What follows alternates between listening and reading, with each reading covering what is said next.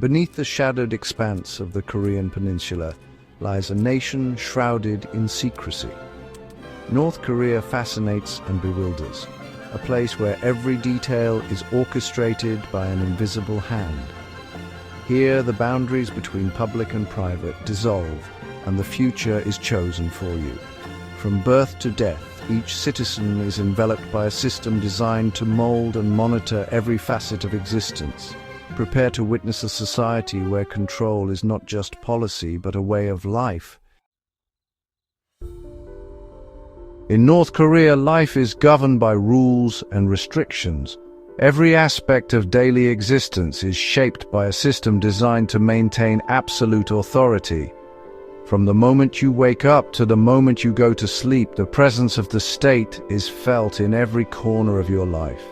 The Songbun system, a hereditary classification, determines your fate before you can speak. It is a rigid caste system, dividing people into categories based on their family's perceived loyalty to the regime. Your family's political loyalty, traced back generations, dictates your opportunities or your oppression. The actions of your grandparents can affect your future, closing doors before you even know they exist. Where you live, your education, and even if you'll ever see Pyongyang are all decided by this invisible system. For most, the capital remains a distant dream, reserved for the most trusted citizens. The internet is forbidden for most. Only a government-approved intranet exists, delivering curated messages. Access to outside information is strictly controlled, and curiosity can be dangerous. News, entertainment, and even the weather are filtered through the state's lens. Every broadcast is carefully crafted to reinforce the official narrative, leaving little room for independent thought. Careers are assigned, not chosen. Personal ambition is a luxury no one can afford. The state decides your role, and deviation is not tolerated. Dreams are often set aside for the sake of survival. Even emotions are scrutinized. Public mourning for leaders is mandatory, and insufficient grief can have consequences. Displays of loyalty are not just expected, they are demanded, and sincerity is judged by watchful eyes. Daily rituals reinforce allegiance, citizens bow before leader portraits, and schools begin with oaths of loyalty. These acts are woven into the fabric of society, shaping identity from childhood. Privacy is nearly non-existent. Homes can be inspected at any time, and conversations are guarded. Neighbors may report on each other, and trust is a rare commodity. Loudspeakers issue daily propaganda, and cameras watch public spaces. The sense of being watched is constant, a reminder that the state is always present. The concept of personal freedom is replaced by collective purpose. The individual is subsumed by the state. Unity is enforced, and conformity is celebrated above all else. Yet, even under this weight, glimpses of humanity persist. Children play, friends laugh, families gather. In small moments, people find ways to express care and joy. Despite the restrictions, the resilience of the human spirit endures quietly within the boundaries of control. Acts of kindness and hope survive, even when freedom is only a distant memory. Such is life in North Korea, a nation where control is internalized and freedom is drawn deep within the soul. In the shadow of authority, the desire for dignity and connection remains quietly alive. Walk through Pyongyang or wander the quiet lanes of rural villages, and you'll notice what's missing as much as what's present. The silence and emptiness are striking, hinting at a world shaped by strict rules and deep isolation. Global icons like Coca-Cola, McDonald's, and blue jeans are absent by deliberate policy. You won't find familiar brands or flashy advertisements. These symbols of Western culture are simply not allowed. North Korea's doctrine of Juche, or self-reliance, demands homegrown substitutes for every foreign influence. The government tightly controls what enters the country, ensuring that only approved products and ideas are available. Instead of Coke, locals drink syrupy domestic sodas with patriotic labels, often made from local ingredients. These drinks are a point of national pride, even if they taste quite different from their Western counterparts. Fast food is replaced by state-run snack shops serving local versions of Western fare. Burgers and fries exist, but they're made with local twists and served in modest surroundings, far from the glitz of global chains. Jeans are rare. Modest utilitarian clothing is the norm, suppressing individualism. Fashion is dictated by the state, and personal expression through clothing is discouraged. Feminine hygiene products are scarce, and many rely on makeshift solutions. Everyday necessities that are taken for granted elsewhere can be difficult to obtain here, leading to creative improvisation.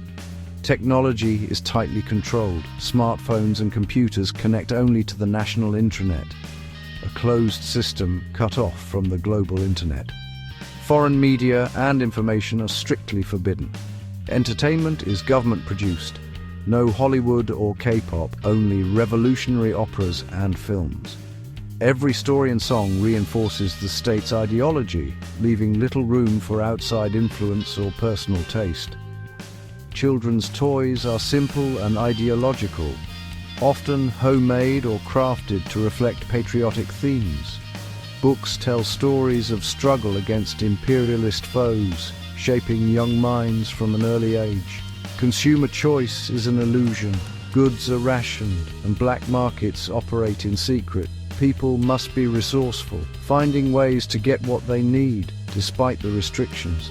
Power outages are common, and daily hardships are woven into the national narrative. Life can be tough, with shortages of electricity, food, and basic comforts. Yet, people adapt, finding small ways to carve out comfort and joy. Family bonds, shared meals, and moments of laughter become precious in a world of scarcity. Even here, creativity and resilience persist in the most unlikely places, as North Koreans find hope and humanity amid the challenges of daily life. In North Korea, marriage is shaped by tradition, scrutiny, and the state's watchful eyes. Beauty is defined by modesty, pale skin, neat hair, and conservative dress. Makeup is subtle, fashion choices are limited, and Western styles are discouraged. Marriage is a national concern, with couples needing approval from employers and officials. Women face intense scrutiny. Their backgrounds and family loyalty are investigated. Marrying foreigners is forbidden. The regime fears outside influence and secrets leaving the country. Matchmakers pair couples based on compatibility and political reliability. Weddings are modest, with gifts reflecting daily hardships. Yet, love finds a way. Young couples steal moments together, sharing dreams in quiet corners. For women, marriage is both duty and hope, requiring patience and resilience. Their strength lies in endurance, a testament to the perseverance of the human heart. On the border, a surreal conflict unfolds, not with bullets, but with sound. Here, the weapons are words and music, echoing across the no-man's land that divides two nations. The air itself becomes a battleground, charged with invisible waves of propaganda and hope. South Korea broadcasts K-pop, news, and messages of hope across the DMZ. The songs are carefully chosen, catchy pop hits, stories of freedom, and updates from the outside world. These broadcasts are designed to inspire curiosity, to plant seeds of doubt, and to remind those listening that another life is possible. North Korea responds with revolutionary anthems and patriotic slogans.